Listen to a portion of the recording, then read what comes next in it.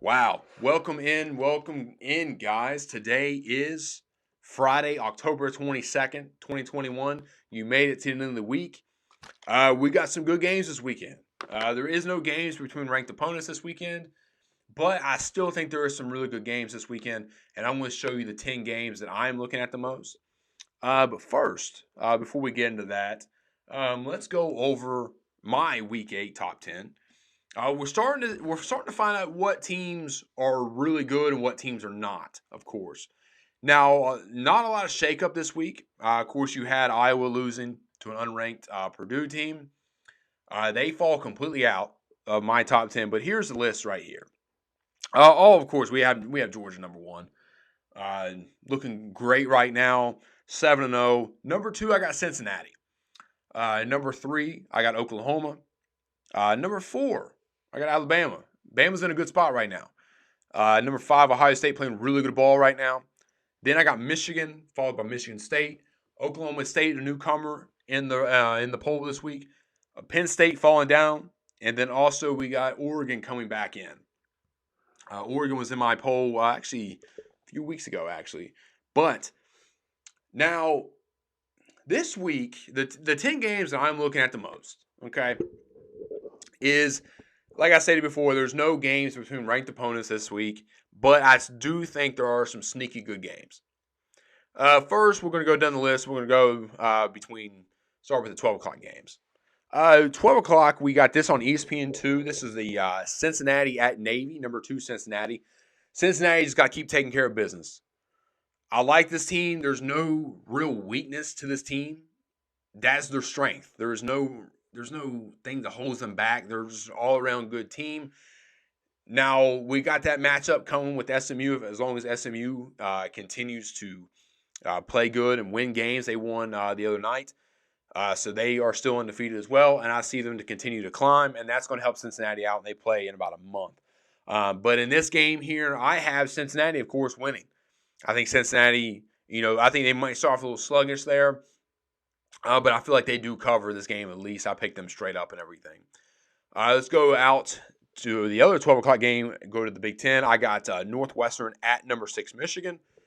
Michigan is probably my surprise team so far this year. I did not expect them. I don't think a lot of people did to be where they're at now. The run game is legit. They had a bye week last week. They squeaked by against Nebraska. But I have them winning. They're actually a 23.5 point favorite right now. And I have them beating Northwestern on Saturday. We'll see how long this mission can go. Because what's very interesting, and we're going to see the other couple of the Big Ten teams this weekend that we're looking at too. So all those Big Ten East teams still have to play each other. As in Michigan, Michigan State, Penn State, Ohio State, Michigan, Ohio, Michigan State. So there's going to be a lot of – we're going to find out who that real team is in the East, and I'm looking forward to that in the coming weeks. Now, moving on, let's go to the Big 12, okay? This game, I think, is going to be the best game of the weekend, at least in my eyes. I think it has a chance to be a sneaky good game. A team that started out in the top 10 playing a team that is in the top 10 now. That is Oklahoma State at Iowa State. Currently, Iowa is a 7-point favorite. Now, currently, when you think of Oklahoma State in the years past, you think of really good offense. You think of not a good defense. The exact opposite. I think their offense has put about 28 points a game, which is very low for Mike Gundy standards. But when you have a defense that leads the Big 12 in sacks with 19, going up against an Iowa State team when their offensive lines only giving up 6 sacks, and that's the best in the conference. It's going to be interesting. And Oklahoma State's off their best start since 2015. And this year, Oklahoma State has every time I pick, I picked them against them both times, and I've lost both times. But someone will be like, man, would that mean you should pick them? No, I'm not picking them this week. I have Iowa State winning this. I think it's a close game. But I do like, and you see that with a lot of Big 12 teams now. It used to be, high-flying offenses. And now you got some really good defensive teams in the Big 12. But I think it's a really good game in Ames. But I have Oklahoma State losing for the first time this weekend to Iowa State. Now going out west, actually. So you got a 3:30 game between number 10 Oregon and UCLA. Now, this game is also this is a chance for Oregon to really get back on where they need to go, because this is a 3:30 game. People on the East Coast can watch it. Of course, CJ Verdell's out. I have UCLA winning this game. It's a very close game on the spread, but I have UCLA winning this game. Now, going to another 3:30 game, LSU at Ole Miss. We all know what happened with LSU this past week. How are they going to look? How is Coach O going to have that team ready to go? I'm curious to see what LSU team comes out. Is it the team that came out against Florida? Now, we know their defense was not very good against Florida, but, I think Ole Miss has a chance to put up at least 50 points in this game with the way that defense was playing last week. I have Ole Miss winning this game. Hold on 1 second for me. Okay. All right. Now, this game coming up here, another 3:30 game. This is between Clemson and number 23rd ranked Pitt Panthers. Now, early in the season, when I first started this, one of the things I said was, I think Clemson, if Clemson is still undefeated at the time, you have a trap game going to Pitt. Now, Pitt is a lot better than I thought they would be this year. Kenny Pickett, almost 2,000 yards passing, 21 touchdowns, 1 pick. Clemson's offense is not that good. We know that. I've said this multiple times. Their defense will keep them in games. Their defense will keep them against anybody, I think. Now, Clemson's offense has yet to score over. You take away the South Carolina State game. Clemson's offense has yet to score over 21 points. You're going to have to score more than 21 points against Pitt. Pitt's putting up 48.5 points a game. Now the last 2 times that Kenny Pickett has played against Clemson, you go back, I think it was the 2018 ACC Championship game, and I think it was last year at Clemson. And the conference championship game, he threw for only 8 yards, 8 total yards. And then last year, you pick him off 4 times. That's what you're going to have to do. If Clemson wants to win this game, they're going to have to get some turnovers. And right now, Kenny Pickett's not turning the ball over. Only 1 interception. So if Clemson wants to win, you're going to have to get some turnovers, not make the offense have to drive down the field. Because if I'm Pitt, I'm punting every single time I have the ball, if I don't get on 3rd down, make them drive the length of the field. Make them go 80 yards. Because the offense right now has shown you they cannot do it. All right? But I have Pitt winning this game. It's a 3.5-point spread right now in favor of Pitt. I think Clemson's defense can keep them in the game. They're a top 5 defense. Clemson's defense is really good.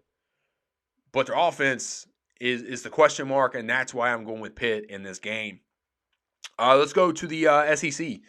This is a 7 p.m. game in Tuscaloosa. We got Tennessee, which has been a surprise this year. And then also we have the number 4 Alabama. Now, ever since that loss, the Texas A&M, Alabama's, I think they're starting to see themselves, okay? Now, Tennessee has not beaten Alabama since October 21st, 2006, which was 15 years ago yesterday, okay? That's 14 straight times. Nick Saban's never lost to Tennessee, all right? Hendon Hooker is on day-to-day for Tennessee. I think Joe Milton will be the backup if he can't go. I think regardless, whoever starts, Alabama's going to win this game, okay? I have Alabama winning right now. Alabama's actually a 25-point favorite right now. I think Alabama. I think Tennessee keeps it close at first. I think Tennessee's a well-improved team. Well-improved team, actually. Josh Heupel's got them, playing really good. Surprisingly, like I said, they're one of the most surprising teams, along with Michigan and among other teams as well. But I have Alabama winning this game. Now let's go with number 5 Ohio State at Indiana.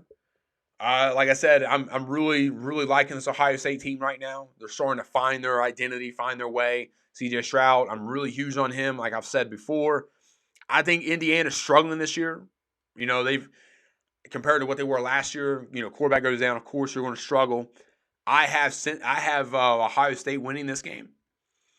Now, moving to a game that usually you would have a lot of fanfare for, and there's, is USC and Notre Dame. Notre Dame is, of course, ranked 13th, and USC is not. USC struggling right now. We're looking for a new coach in the offseason. Notre Dame's starting to kick it a win too. So in this game, the weather is supposed to be, I think, in the 40s, I believe. Notre Dame offensively is finding their groove, quarterback wise. I have Notre Dame winning this game. I don't think USC keeps it close at all, really. And I have Notre Dame winning that game.